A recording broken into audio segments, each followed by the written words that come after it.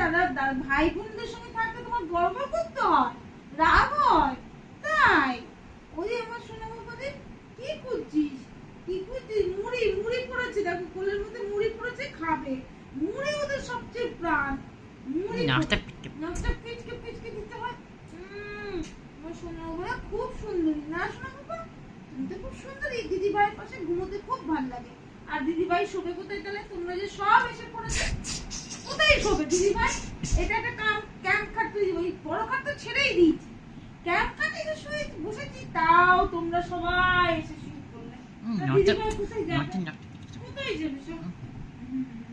কি সুন্দরী তোমরা, তোমরা তো প্রচন্ড সুন্দরী।